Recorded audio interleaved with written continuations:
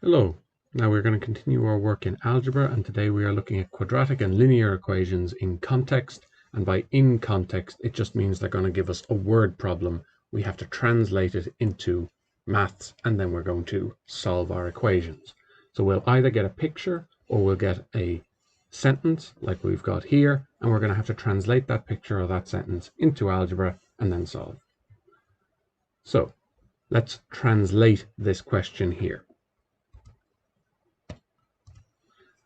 We have the sum of the squares of two consecutive odd numbers is 74.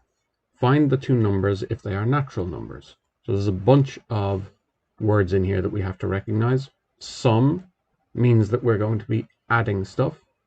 The squares mean we're going to be squaring stuff. So we're going to have two numbers and we are going to square them and then add them together. Next part of our sentence is they are going to be consecutive odd numbers. So what does consecutive mean? Consecutive means the next number in a list. So if I start out with a very simple list like 1 and then 2 and then 3 and then 4, what would be the next number in my list? So how am I getting to the next number in my list? If I was at 2 and I wanted to get to the next number in my list, what would I be doing? I would add 1. If I was at 3 and I wanted to get to the next number in my list, I would add 1. So if I started out at using this list, if I started out at a number x, how would I get to the next consecutive number, the next number in my list? I would have x plus 1. Whatever the original value was, plus 1 gets me to the next number in my list, the next consecutive number. Now, that's not quite the situation we've got here because we're not asked about a list like this. This would be the whole numbers, the natural numbers. We're asked about consecutive odd numbers. So in this situation, we have to write down some examples of odd numbers going up. So if we started out at, we'll say 57, deliberately picking just a random number to start with. There's no significance to the fact that I've done 57. What would be the next odd number after 57? It would be 59. And if I was at the number 59, what would be the next odd number? It would be 61. And what would be the next odd number after 61? It would be 63. How am I getting between the numbers in my list? If I'm at 59, how do I get up to 61? If I'm at 61, how do I get up to 63, the next odd number? Well, in each case, I can see that I'm adding 2. If I'm at 61, to get to the next odd number, which is 63, I have to add 2.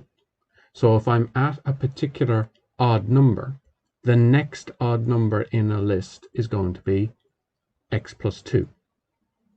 I have to go 2 up to get to the next odd number. So that's the situation I've got here. My numbers are going to be x and x plus 2. I'm going to square them, and then I'm going to add them together, and that should be the same as 74. So it should be equal to 74. Now, a quick aside, I can do exactly the same thing with even numbers, which is the other common style of exam question with this kind of language. So if I was asked about consecutive even numbers, I'd write out some even numbers and I'd see what gets me to the next consecutive even number. If I'm at 4, how do I get up to the next consecutive even number, the next number in my list? Well, I add 2. Each time I want to get up to the next even number, I'm adding 2. So if I start at an even number x, the next consecutive even number is going to be x plus 2. This is just if they asked you about consecutive even numbers. If they ask you about consecutive whole numbers, we draw a list of whole numbers and we look at how we get to the next biggest one.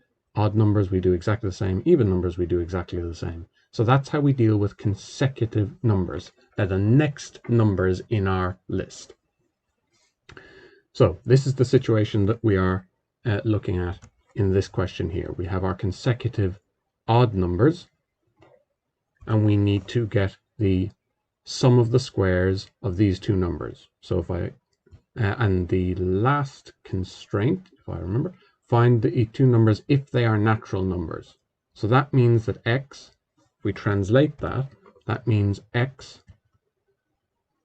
and x plus 2 are going to be elements of the natural numbers. So they're going to be 1, 2, 3, 4, 5, 6, 7, so on up. We're not going to have negative numbers in our answer. Now, if I'm doing this on an exam paper, I know I need to get two numbers at the end. So number 1 equals number 2 equals, and I know that my numbers are element n. I'm going to write that note to myself in an exam style situation so that I don't forget. So this is what I've got. Now I'm going to write down x squared, my first number squared, plus my second number squared, the sum of the squares. You've possibly heard this language before. The sum of the squares comes in Pythagoras when we're dealing with right angle triangles. So we have the sum of the squares of two numbers adds up to 74.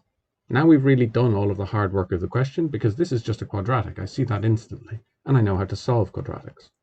If I want to square out my bracket here, I square the first term, multiply the first by the second and double it, and square the second, is equal to 74. And now I'm just solving my quadratic, and I already know how to do that. Recognizing I have a quadratic, I'm going to rearrange things so I have everything on one side. So I end up with 2x squared plus 4x minus 70 is equal to 0. I recognize I have a common factor of 2 across here. So to make my numbers nicer, to make it easier to spot what I need to do, I'm going to divide both sides of my equation by 2.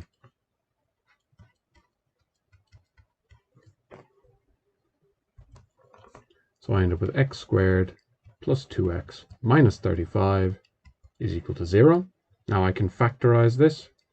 I have secret 1 in front of here, so I have 1 by minus 35. Again, you can use the minus b formula if you feel more comfortable with that, but being able to spot patterns in numbers is an important skill. So I write down 1 by minus 35, and I try, does 2 go into 35, does 3 go into 35, does 4 go into 35, does 5 go into 35, and it does. It's minus 7. Those were all the factors I could find, so I could also have minus 1 by 35, or I could have minus 5 by 7. And I see which one of these is going to add up to what I'm looking for. And it's going to be minus 5 and plus 7 is going to add up to plus 2x. So I have x squared and minus 5x plus 7x plus 2 is minus 35 is going to equal 0. Factorize. I have 4 terms, so I'm going to factorize what's common to the first 2 and what's common to the second 2.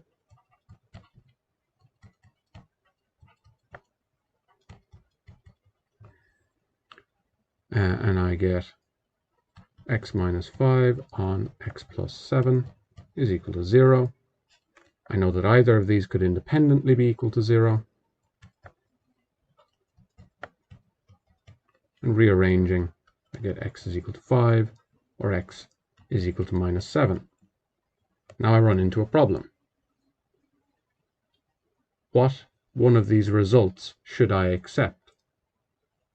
Why am I saying that? Because I know that my numbers, my final numbers, must be elements of the natural numbers. Now, minus 7, and if I know my other number would be x and x plus 2, so this would result in my two numbers being minus 7 and minus 5.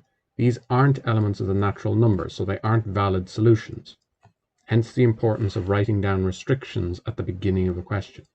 So I have a little bit more thinking to do on that. I need to be careful that I'm writing down my restrictions. And then I'm going to see, this is my only valid solution here. So I have x is equal to 5 is my first number, and my second number is x plus 2. So that's going to be 5 plus 2. So my two numbers are 5 and 7. And I write that down for myself. And I made a note for myself that I should end up with two numbers at the end.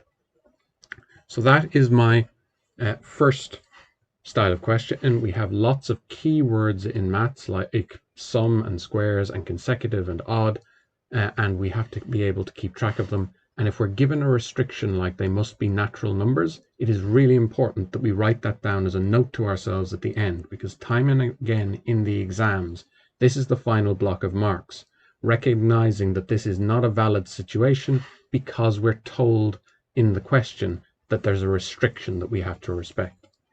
So this is our key interpretation of our language, and we can see once we get into the maths of it, it's just very standard. But we have to be able to do this interpretation of English at the beginning of our question.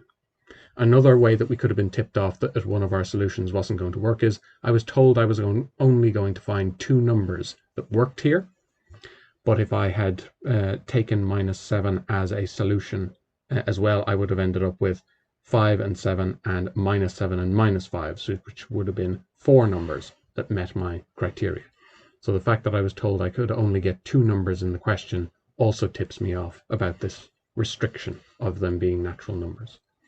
So that's what we need for being able to interpret English style questions. And next we're going to look at the importance of drawing pictures when we're given a question.